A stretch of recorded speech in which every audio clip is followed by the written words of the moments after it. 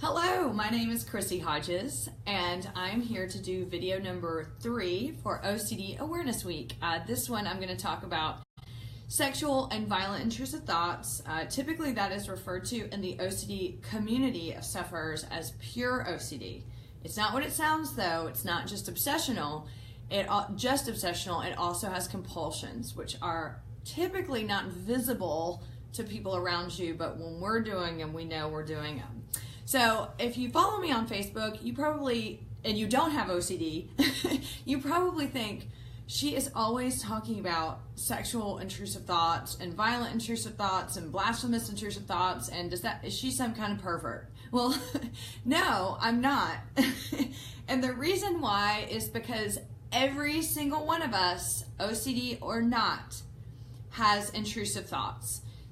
What are intrusive thoughts? Number one, these are unwanted thoughts that come through your mind. Why? Because our brain is working all of the time. We may have thoughts that we deem as inappropriate. For someone that doesn't have OCD, you may have this thought and you may go, ooh, why did I just think that? And okay, and you may ponder it for a few minutes or maybe even a day, but it's not going to connect the way that it does for us. I'm going to give you an example. I've used this example before in videos, so I just want you to know what it feels like to have an intrusive thought and to understand what it is. So if you have ever accidentally pictured your parents naked or having sex, you are not, most people are not going to get excited about that. There may be some that do, and that is not OCD. But this is an intrusive thought. This is something that is unwanted. You feel icky about it. You wish you had never had it, but nonetheless, it happens. And you shake it out of your head however you do, or you focus on something else, and it kind of goes away. Okay, this is what happens for people that have OCD, particularly for people who are prone to have sexual and violent or blasphemous intrusive thoughts. We get this thought. Okay, just like every other normal human being that gets unwanted intrusive thoughts. So let's use that example. I get that thought about, accidentally envisioning a parent naked, and I go, oh God, why did I just think that? I will probably get a surge of anxiety because of the thought. Why? Because I don't like it, I don't want it, and it makes me feel gross. And then this is what happens. And this is in no order. You may have this thought and then the anxiety. It doesn't matter. So let's not, for those of you watching that have OCD, don't analyze that. I mean, that's a lot to ask. But then I will connect to the why. And the what does that mean? Why did I just have that thought?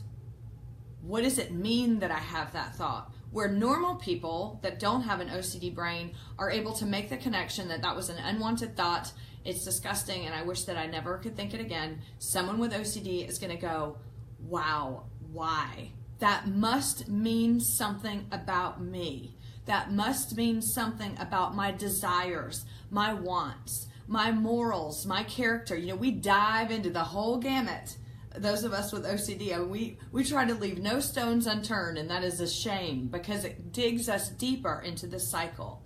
Now, you may think to yourself, if you don't have OCD, well, why did you have it? Oh, it's just an intrusive thought. Just shake it off. Just don't think about it.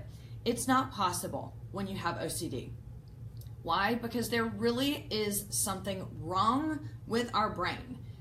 It malfunctions, so it is not a possibility for us to just go, that was a thought that I don't want, and I'm just not going to think about it anymore.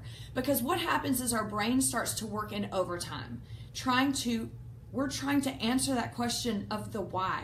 Why did I have it? There is no answer. Well, there is an answer. Why did you have it? Because you're a human, and all humans have intrusive thoughts. But we need to know, and we need to know to full certainty whether or not there's some truth behind the fear, which there's not, because it's just an intrusive thought. But our brain, which is riddled with OCD, is determined to keep us stuck. So whatever stone we turn over and think, oh, okay, look, I found some proof. I found out that this is not an intrusive, this is really not what I want. All of a sudden, 10 other stones appear. and we have to start looking through those, because there never is enough certainty. There's always going to be uncertainty for us to think, oh no, there must be a reason why I thought that thought. So I tell people often, especially in peer support, we can get to 99% certainty. Not only about sexual intrusive thoughts and violent intrusive thoughts, which I'll go into in just a minute, like what they actually are. We can get to that 99% and we're like, okay, I'm not really attracted to my parents. And you may feel good for a little while, because that's what compulsions do. They make you feel good. Maybe 10 minutes, maybe an hour, maybe a few days. And then all of a sudden that 1% creeps up. And we focus on that 1%. That 1% of uncertainty drives 100% of our life.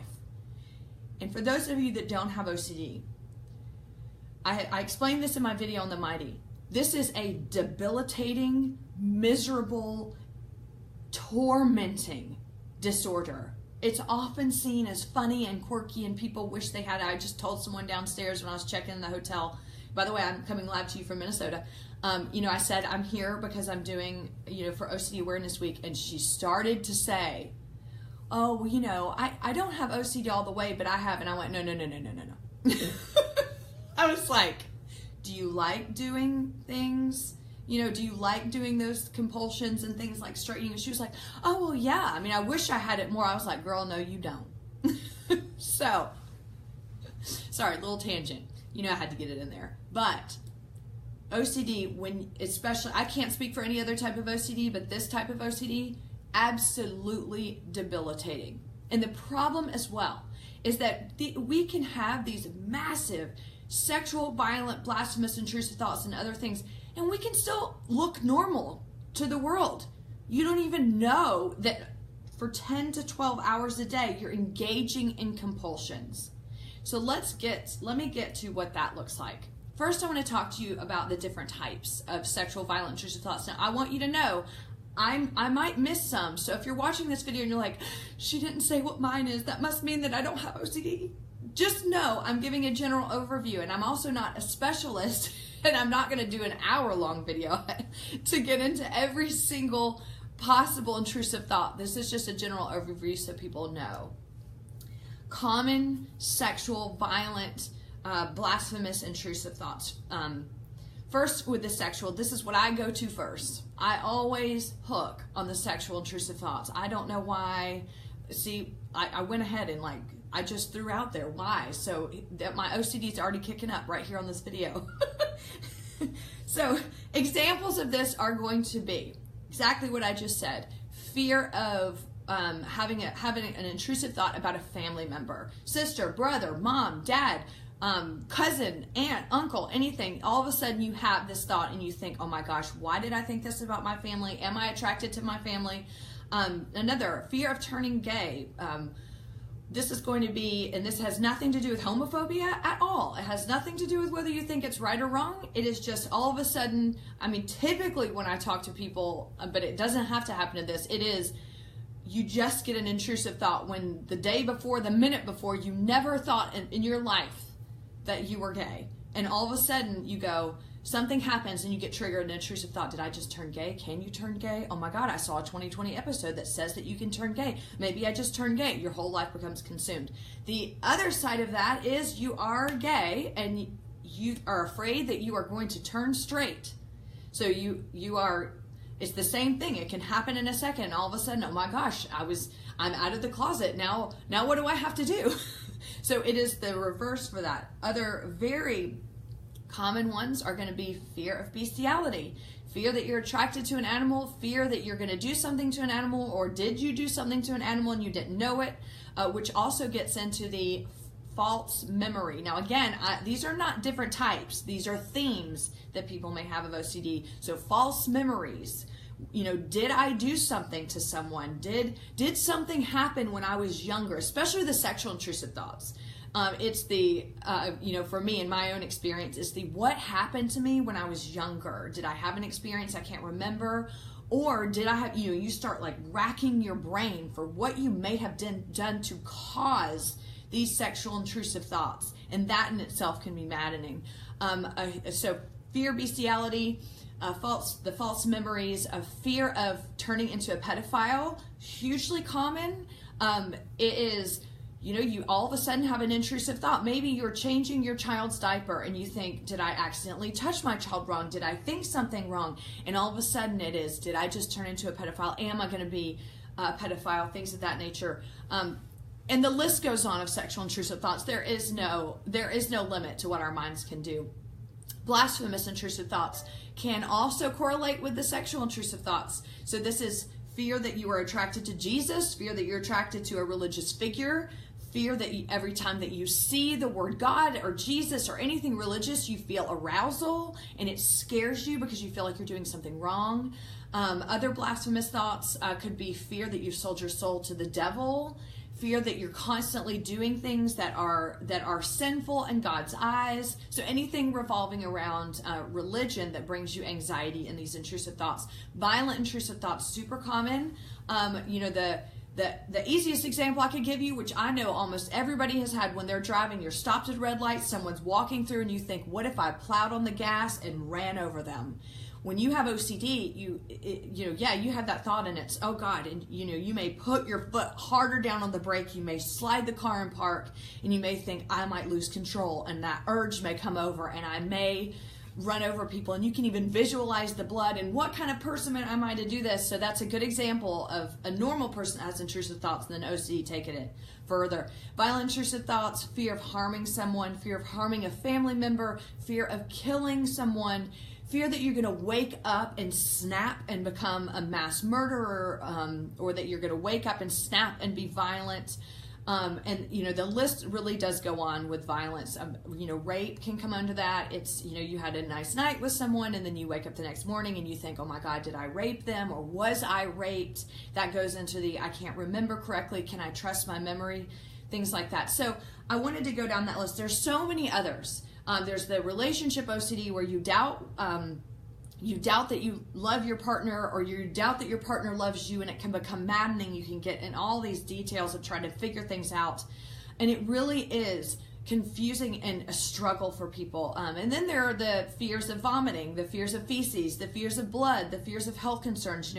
Did I just contract cancer? I just touched something wet on the doorknob. Was that blood? Now do I have AIDS? So someone may go and get a test over and over and over to see, they're looking at the AIDS test that came back that says, no, you don't have AIDS. And they go, maybe, my blood got switched with someone else, or maybe that person didn't know what they were doing, so maybe I need to get another one. And I mean, WebMD, holy cow. You go to people have OCD, like WebMD is the place that you go to stay stuck for 8 hours doing compulsions.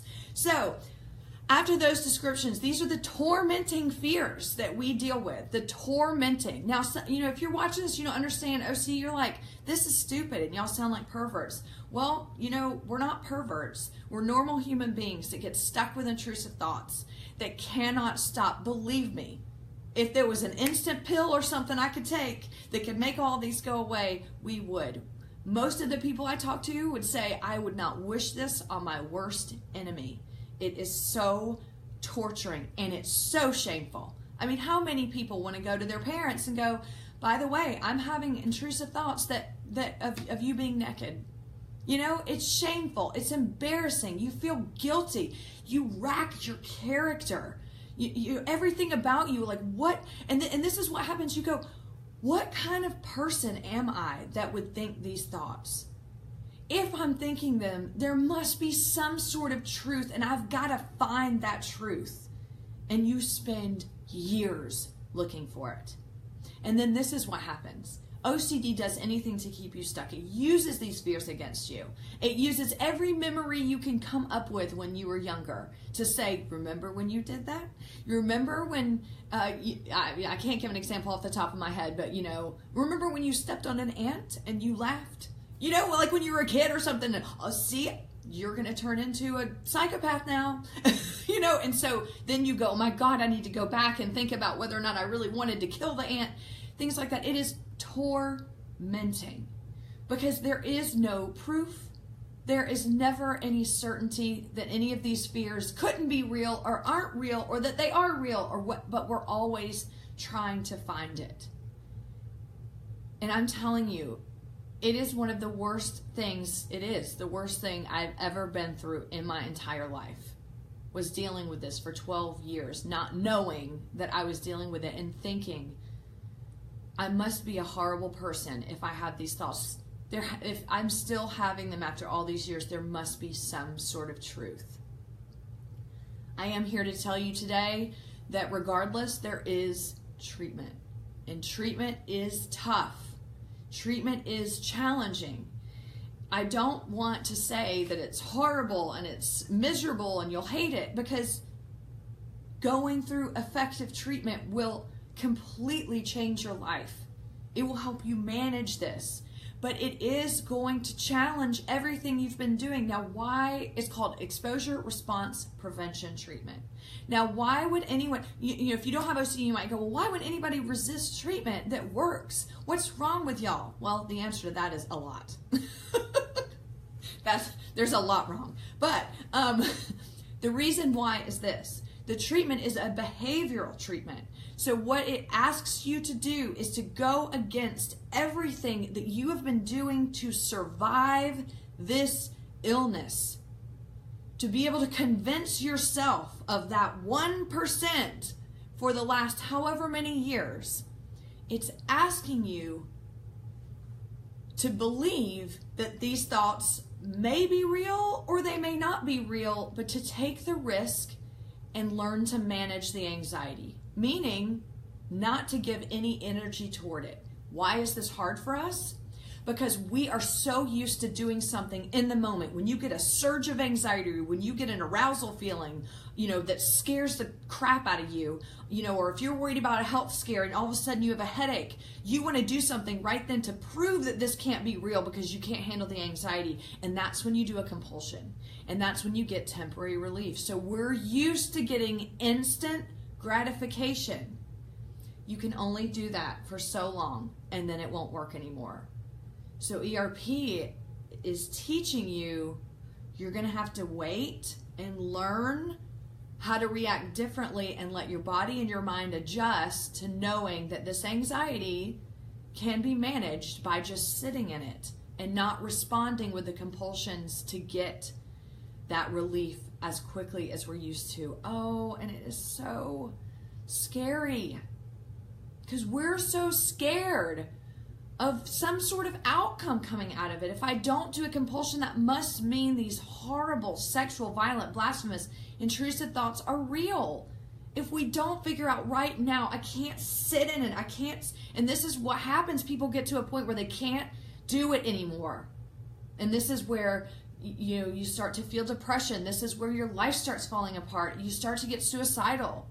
I know this is going to sound stupid, but for me, I often think if I think I'm going to vomit, which is one of my biggest fears for OCD, if I think I'm going to vomit, sometimes I think if I just had a gun, I would blow my brains out rather than vomiting. I'm sorry that's so graphic, but I want you to know that is how bad it feels to feel that anxiety. You're so scared of something so stupid and irrational, but to me, it is something I've been terrified of for now 30 years. So you can't tell me, or I can't just turn it off of like, oh, I'll just go vomit and it'll be okay. That's not how it works. We have become conditioned to run from the fear and do the compulsions. So I know I can keep going on and on. This is one of my biggest topics and one that I really want to educate people on. What do you do if you are suffering with sexual, violent, blasphemous, intrusive thoughts? First of all, I want you to know you're not alone. There are so many of us out there, you just don't know it. Why? Because no one's talking about it. Why? Because it's so shameful. Because people don't want other people to know that they have this horrible fear that what if I turn into a pedophile? What if I snap and turn into a mass shooter, especially in these days? In the world we live in, if you tell that to someone, they're going to be scared that maybe there is some truth. That's what you're afraid of. Because you're afraid, if I think this, there must be some truth. Here's the truth. OCD will twist anything that you think to keep you stuck. It will twist anything that you think to tell you not to get therapy. But that's the truth. The truth is therapy works. it's worth the time. It's worth the investment. It lasts a lifetime. If you get this treatment and you apply it and you are fully committed, mine has lasted a lifetime. I remember the techniques I learned 19 years ago. I use them today when I need them, and they work. It's worth the investment. It's worth the time. Here's the kicker. Don't go to someone that does not specialize in OCD, that does not specialize in exposure response prevention. If you are seeing a therapist and they're like, I treat OCD, now let's do some psychotherapy. No, go away. Fire them. Find someone that does ERP therapy. There are supplemental therapies, ACT, acceptance commitment therapy, there's mindfulness, there's DBT. These are great supplemental therapies, but ERP is what is evidence-based treatment that you can use to get this under control. And you are not the exception, okay? I know your OCD is going to tell you that you are, and that you're the one person that therapy isn't going to work for. You are not the exception. This therapy works when you're with the right therapist, when you're committed 100%, and you make that time investment to do it. So a couple things that I can help for you to get you to that place. I do consultations for referrals and resources. This is where we meet. I can hear what you've been going through. I will vet therapists either in your area, or if there are not any in your area, which oftentimes that happens, I can help find people in your state that will do Skype, or those that will do Skype and teletherapy across state lines or across country lines. I can help get you to that place. I can also do peer support, which is also supplemental. It is not therapy. It's where I use my lived experience to help support and normalize what you're going through, because most of us go through the exact same things, different variations. So comparative OCD is not a good thing. Don't be comparing yours to other people's experience, because that is a way for you to say, I must not have OCD and that person really did. But I can do that peer support to help support and normalize what you're going through. And lastly, if you're interested in these services, go to chrissyhodges.com or treatmentforocd.com. Lastly, there is hope. Recovery is possible for anyone. I know that this disorder feels, especially with sexual violent intrusive thought, it feels like you're just buried, not only under the symptoms, but under the shame and the guilt and the embarrassment. It feels that way. And this disorder feels horrible. But there is hope. And there are people all over the world that have this disorder. Same symptoms, same everything. You are not alone. So find treatment that can help you get to a place where you can manage this anxiety and exposure response prevention. Thank you for joining. I know this probably went a lot longer than I wanted to, but you know how I am. I'm always rambling. Anyway, happy OCD Awareness Week. I'm in Minnesota tonight talking to the International OCD affiliate at Twin Cities. Woo! I'm so excited. Can't wait to meet all of y'all. And then I will see you again on another video tomorrow. I've got 2 more awesome topics, so I can't wait. Have a wonderful day, and thank you for joining. Bye.